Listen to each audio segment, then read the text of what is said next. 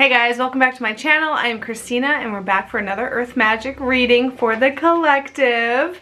Hope everyone's having a great weekend. I am just going to dive right into it. So picking a card here for us and we'll see what's here.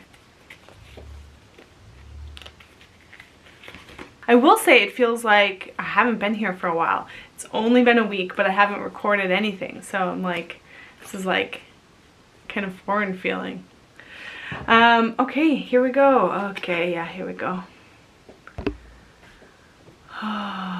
Release. Autumn equinox. It's kind of interesting we pull the autumn equinox because it is the autumn equinox for the southern hemisphere. And it is the spring equinox in the northern hemisphere, which is where I am. But I think it applies for both of us. Release. God, I feel like it's just so straightforward. Release. What is no longer serving you? What is no longer relevant? What is no longer adding value to your life? What is it that's holding you back? What is it that you feel trapped within? What is it that you feel weighed down by? What is it that you feel like doesn't align with who you are? What is it that is being used to, you know, like lean on that doesn't like you don't actually need it? It's like a crutch. What is it that you don't need anymore? What is it that you can release in your life? Release. It's that point of letting go, and actually more specifically it's that point of you got to let the old go to bring in the new, and you have the new. You have to close the doors to open up a new one. You can't be holding on to something old and still wanting to create something new. It's like you actually have to let go. Like the trees, they let go of their leaves. They just unconditionally let go. They shed, they release, they let go, they shed, they release, they let go, they shed. They just let it go and they stand naked and bare for the winter, for the cold ass winter, so that they can grow new in the spring. So that's a really cool point. Like the old being shed and released and let go is what gives life to the new. It's almost like, to stick to the tree analogy, the tree lets go so that it can give more of itself to the new, to create new, to regenerate, to recycle, to revive itself in the spring. So it's that point of like you literally can't hold on to something that's dying. You can't hold on to something that no longer serves you. You can't let go of something that in its time is ready to be released. It's like learning to just let it go, unconditionally let it go. And I've been playing with this idea of like, well, I mean, it's so relevant in terms of like, even when I look at my house, it's like, every time I walk through my house, I'm like, there's more here I can let go of. Things just sometimes like exist in a space that, you know, it's just there taking up space. It's just being held there when it's not serving any purpose. It's not fulfilling its purpose or its full potential. It's just like clothes in the closet, or you know, whatever, things that are in the storage closet, or things that are in the, you know, the basement. It's like things are just kept and held on to because they have sentimental value, yes, but like ultimately it's just taking up space. It's not actually serving anyone. It's not being used. It's not fulfilling a function. It's just sitting. And so it's that point of like, what is it that you can release in your physical environment? What can you release in your house? Like, would your house be served with a decluttering, you know? And it's like not even just the physical house, but even then the internal house, like my body. What is it, like these ideas that I have about myself? What is like some expectations I have, or standards I'm holding on to, or like, you know, relationships I don't want to let go of? Like, what is it that I can shed for myself? What is it that I can let go of? What is it that I can release to give up? Because I know that's how I create new. That's how I give new life to something new, to a new creation, to rebirth, you know? So it's cool. I like this card a lot. I think it's so perfect, even though it's for like the spring equinox. Like I'm in the spring equinox, but I feel like even this release it's good for this point too, like this season, because it's this point of like spring is here, right? We're walking into spring, and I can't, you know, walk into this new season if I'm still like fully me present here, if I'm still existing in the past, if I'm still holding on to old things. you know, internally, mentally, emotionally, in my body, physically, in my house. Like, you know, it's like time to take inventory of what is it that I can let go of, what can I shed, what can I release, what can I let go of. And like knowing that it's okay to do that. I know that that's sometimes really hard for people. It's like this detachment, like we detach ourselves to things externally thinking that we need it because we define ourselves according to it, and this gives me this sense of myself, and this gives me this feeling about myself, and if I let that go, then I don't have that. It's like we so define ourselves to external things, people, relationships, things in our environment, you know, like it's like we define ourselves so much by what we have and who we're connected to and what we do, that we don't realize that like all we really need is ourselves. And so it's like that point of being willing to just like let go, constantly let go, let go, let go, because in that I'm constantly allowing something new to grow, you know. It's like, yeah, it's just that point of like, my husband likes to say, like walking with open hands, walking with open palms. It's like, just like be embracing and open to what's here and not needing to hold on to or clench or like hold tight anything. Because in that grabbing, it's like we're saying, I need this thing. I can't let go of this thing. This thing, if this thing leaves me, it's like fear. We're living in a state of fear. Like, I can't let go of this old relationship. I can't let go of this potential outcome of this situation. I can't let go of this item because it's been in my family for so many generations. It's like this just attachment that we have to things that ultimately, you know, we're detached from ourselves as the source of like our wholeness and our fulfillment, and how we, you know, it's like that feeling of being complete and okay and satisfied, and I'm here and I feel fulfilled. You know, I can only be that really is if I'm not doing that to things outside of me. So yeah, it's just that point of like, yeah, be like a tree, be willing to let go of your leaves, and prepare for a new season, you know. So that's good. And I also like this part of the card. You see the sun coming down here. I like that too, because it's that point of I can let go.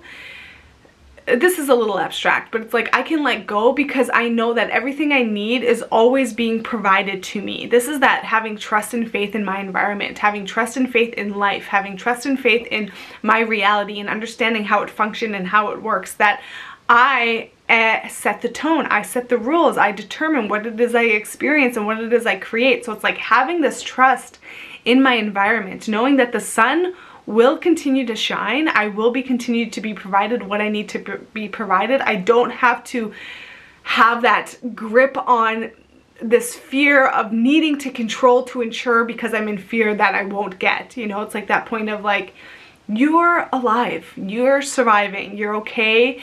Nothing tragic's gonna happen to you today. So it's like letting go of this fear and just trusting that everything you need can be provided to you. You just have to actually release the hold you think you need to have on life, the control, and just like open yourself up to receiving, knowing that everything is provided for you. The earth provides everything for you. This environment, this physical reality moves according to you. And so if you say, I trust my environment, I know that everything is provided for me, things will always work out for me, I know that I will always find a way, I know that there's always new opportunities for me. Like, if you set that tone, that is what you create and that is what you experience, and you do create doors that will open for you. So it's just that point of like having trust and faith in the environment, knowing that I can walk without attachments, because it's like in that attachment, in that needing to hold on to something, I'm saying I can't live without this thing. And I'm in a state of fear. And so I'm just perpetuating that experience. I'm just resonating that experience of like, I live in fear. I can't trust my environment. I have to hold on to these things because it only comes around once, or there's limited options. There's that scarcity. There's that like limitedness to life. You know, I have to hold on. I have to control. I have to figure it out. I have to not let go, because in letting go, I fear I can't trust that I will have what I need. But it's like, you will have what you need. You just have to let go of the fear to see it. Hope that makes sense. Hope that resonates. Yeah, okay, let's read the book here. Okay, so the book definition says, in many areas of the world, deciduous trees prepare for the winter and conserve their energy by contracting their life force. That is, they release their leaves, which have required the rays of the sun and nourishment from the earth in order to maintain robust growth and appearance.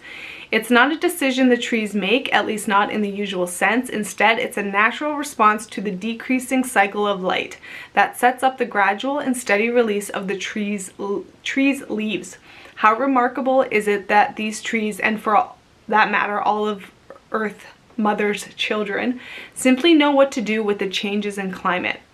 Although this seasonal shift appears to be a death of sorts, it's only a preparation for the next cycle of life, one that will naturally follow the more extreme contraction of winter as an aspect of the life, death, rebirth cycle that we find represented in so many different ways. Now is the time to let anything in your life fall away that is no longer useful or needed for the emerging expression of who you are. Allow yourself to gradually shed what has become burdensome and no longer congruent with your soul's purpose. Conserve your energy by allowing yourself more rest while at the same time making preparation for the winter season. Look especially at your material possessions and be brutally honest with yourself as you discern which of these can be given away or somehow released. Consider shedding relationships that have served their purpose and are no longer viable, as well as work or a job that has become devoid of interest and passion.